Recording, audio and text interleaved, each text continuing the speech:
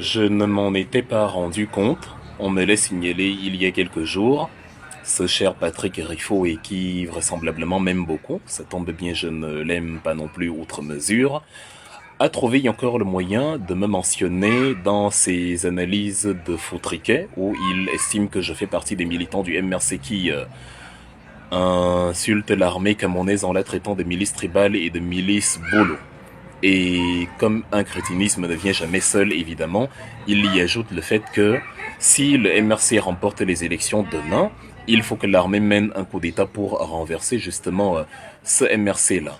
Ça nous amène à deux observations intéressantes avant toute chose. La première, c'est que ce que les biéistes considèrent comme impossible, vu que leur président nous a traités de petits partis politiques, est désormais possible dans leur tête, vu qu'il admet que le MRC peut remporter les élections. C'est très bien, c'est une avancée. On pensait que tout espoir de rationalité y était perdu chez ces gens, mais finalement, on retrouve quelques bribes dont ils admettent maintenant que oui, il est possible que le MRC remporte l'élection présidentielle de 2025.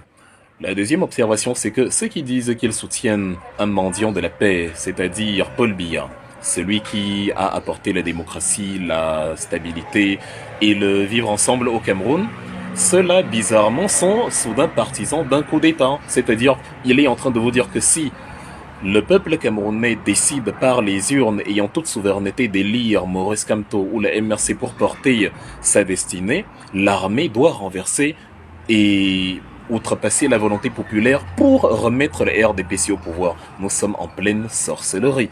Quand on vous parle de fraude électorale, quand on parle de manipulation, quand on vous parle de gangs de malfrats, vous voyez que nous n'avons même pas besoin de vous apporter les preuves puisqu'ils vous les apportent eux-mêmes. Voilà un biaïste qui dit que il est pour le coup d'État si ce n'est pas le RDPC qui remporte les élections en 2025. Il dit que si vous, les Camerounais, décidez majoritairement de voter pour le MRC, il demande à l'armée d'utiliser la force pour renverser celui qui est installé par les urnes.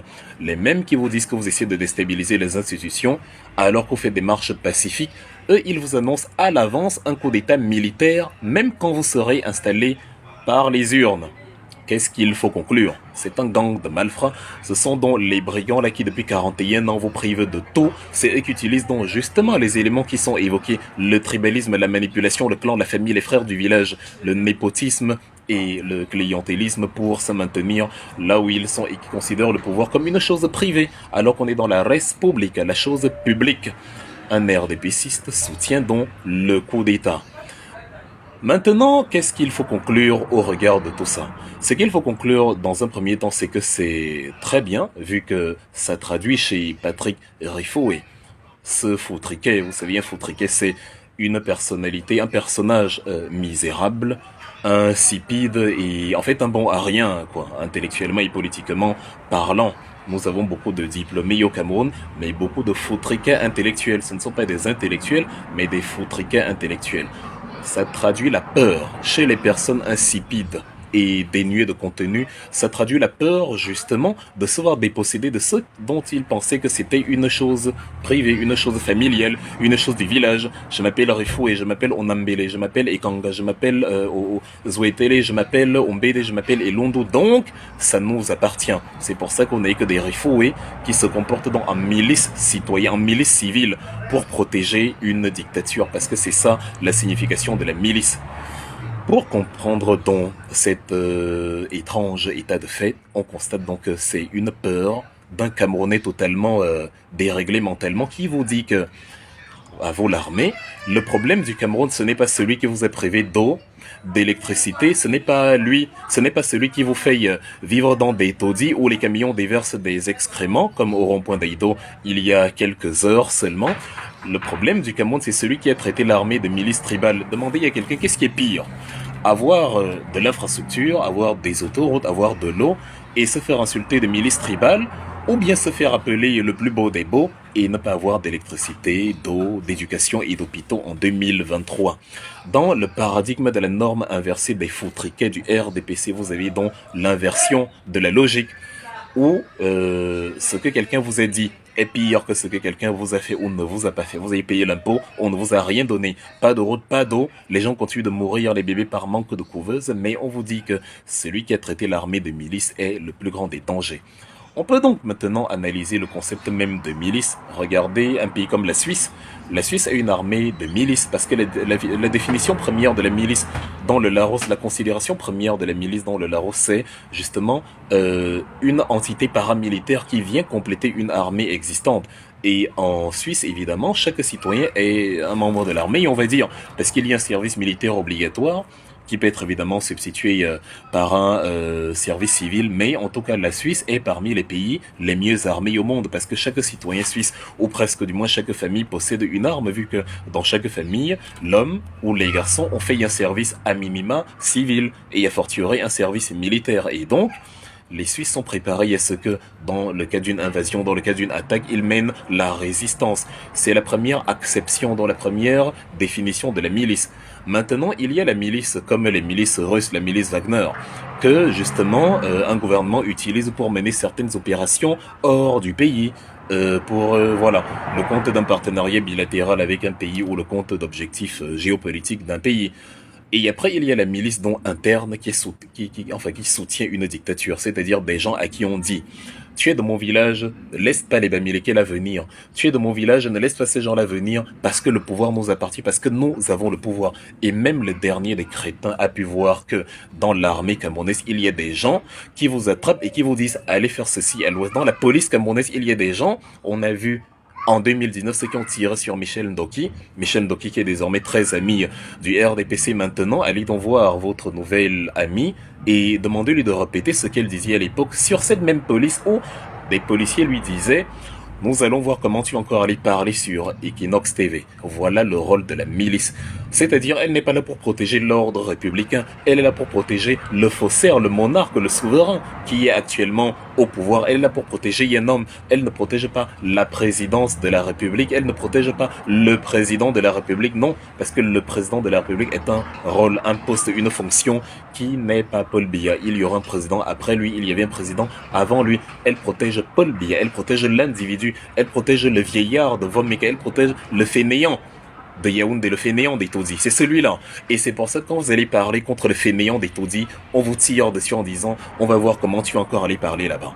Qui sont ceux qui sont allés y encadrer les pipis qu'on a versés sur Sam Sévérin Ango, sur Apollinaire Oko en leur disant vous êtes des traîtres quand ils voulaient battre campagne pour les élections législatives et municipales à Sangmélima. Évidemment, c'était des policiers, c'était les forces de l'ordre, c'était les éléments de la gendarmerie nationale, c'était les éléments de la police nationale. Ce sont eux qui se sont comportés en milice, ce sont des faits. Qui sont ceux qui ont encadré la chasse à l'homme contre les militants à qui on avait dit, ces fameux chasseurs d'hommes, à qui on avait dit, traquez-nous tous les Bamileke de la zone au point où quand tu t'appelais Kamdem, Kamchwing ou Kamga, évidemment tu devais te cacher dans Douala parce que tu étais estampillé militant du MRC. Qui sont ceux qui entérinent, qui sont ceux qui cultivent l'idée selon laquelle les partisans de Maurice Kamto sont des Bamileke? Qui sont ceux qui disent à moi, tu finiras par partir de ce parti des Bamileke? Or, justement, le fait que je sois dans le MRC montre que ce n'est pas un parti qui admet seulement les Bamileke et que les Elondo, les Refo et les Otele, les Onambele non qu'à venir, personne ne les chassera. Ils ne viennent pas parce que comme ils sont tribalistes et nourris de tribalisme, ils ont besoin d'entretenir l'idée selon laquelle c'est un parti tribal et au nom du village, puisque Paul Biya est de leur village, ils ont besoin de ça, là, de ce socle granitique promu par un autre foutriquet du nom de Famandongo parce que ce socle granitique est le leur, parce qu'ils considèrent que voilà, Paul Biya étant Bolo, Paul Biya étant de Vomeka, Paul Biya étant de notre socle granitique du sud, du centre-sud, ils appellent ça le groupe Ekang. Je sais pas d'où ils ont tiré ça, mais en tout cas. Donc, parce que Paul Biya est de ce groupe-là, évidemment, voilà, nous avons le poids et nous ne le lâcherons sous aucun prétexte. Voilà donc la milice. Et ce sont des faits, on observe. Ce n'est pas toute la police, ce n'est pas toute la gendarmerie, ce n'est pas toute l'armée, mais la signification même de la bêtise, c'est de dire qu'il n'y a pas dans l'armée, dans la police et dans la gendarmerie camerounaise des gens qui, au nom du village, vous disent allez faire cela à l'ouest et tout, c'est eux qui le disent. C'est eux qui, quand ils vous attrapent vraiment, vous les Bamileke, c'est eux qui disent à ceux qui sont incarcérés en prison, les Salomon Beyas, ceux qu'ils ont arrêtés lors des manifestations, soit les Serge Eric Joe, voilà, et qui disent les Olivier Bibounissak, qu'est-ce que tu fais dans les choses des Bamileke? Pourquoi tu es dans ces choses-là? Quitte dans ces choses-là. Ce qu'il enseigne à nos familles, puisque le ministre de l'enseignement supérieur lui-même est un grand chantre du tribalisme. Comment vous voulez construire une société de vivre ensemble avec cela? Donc, Monsieur Rifoé, qui ne savait manifestement pas ce qu'est une milice peut donc comprendre ce qu'est actuellement une milice et réaliser que ça concorde parfaitement avec ce que font les brebis galeuses dans l'armée camerounaise à la solde de Paul Biya. Ce sont des comportements de miliciens. Ils sont très nombreux et quand le MRC va prendre le pouvoir, il ne va pas tuer ces miliciens-là, non, il va les transformer en républicains. Nous dénonçons un état d'esprit, nous ne dénonçons pas des individus. On a transformé l'armée, on a transformé la police en milice. Nous allons retransformer l'armée et la police en une entité civique, en une entité civilisée, en une entité républicaine. Thomas Sankara était déjà président quand il disait qu'un militaire sans formation politique et idéologique est un criminel en puissance. Mais il a quand même continué à gouverner sur cette armée. Et ce n'est pas l'armée en soi qu'il a assassiné parce qu'il l'aurait insulté. Non, c'est Blaise Compaoré, son ami, parce qu'il était un autre foutriquet cupide qui aimait beaucoup ce que la France lui proposait et qui rêvait de tapis rouge, dont Thomas Sankara était aimé de son armée, même si il leur disait que si vous n'avez pas de formation politique et idéologique, si vous soutenez le village, la tribu, le clan, la corruption et le clientélisme, vous êtes des criminels en puissance. Il dénonçait un état de fait, il dénonçait un état d'esprit auquel il voulait mettre fin. Donc quand le MRC dénonce un état d'esprit, le MRC le dénonce parce qu'il a envie d'y mettre fin. On ne veut pas d'une armée. Si le MRC prend le pouvoir et que les policiers se mettent à traquer les bolos sous prétexte que Maurice Kamto Bamileke, je serai le premier à m'opposer de la même façon que je m'oppose à Paul Biya. Ce n'est pas une doctrine, ce n'est pas une loge, ce n'est pas une secte.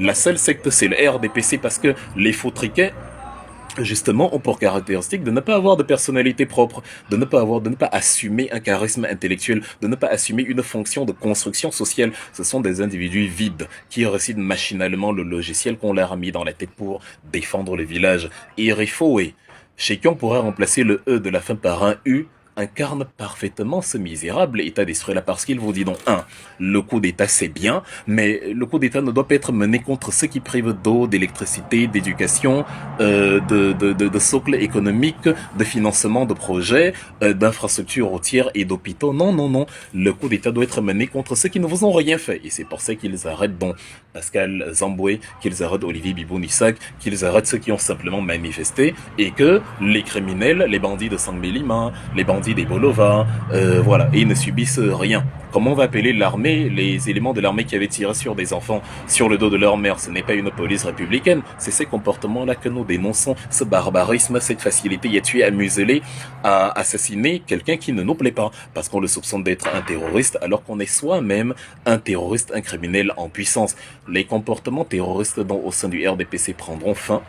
Nous avons pris acte, cher Erifou, et de la peur qui te caractérise actuellement, de l'attitude de fautriquet dont tu t'es complètement vêtu aujourd'hui et qui montre que tu sens le vent tourner, tu sens l'armée justement, vous regardez l'armée vous regarde, vous regardez en chien de faïence et il n'y a plus que l'étincelle qui va justement jaillir pour faire du Cameroun ce que vous avez vu au Gabon et comme ça vous fait peur, vous anticipez déjà mais un peu trop tard et sur des bases totalement idiotes en disant à l'armée comment elle doit mener un coup d'État. Pourtant, quand l'armée mène un coup d'État, elle sait comment, elle sait pourquoi elle le mène. Le MRC, lui, il est pour le changement de politique, mais le MRC ne pourra aucunement empêcher le renversement militaire de Paul Biya si celui-ci survient en 2025 au Biyaland, au RDPC. On n'a aucune éducation politique. On soutient un vieillard nonagénaire qui est incapable de respirer tout seul et qui a besoin de sa femme pour le faire. Et donc, c'est une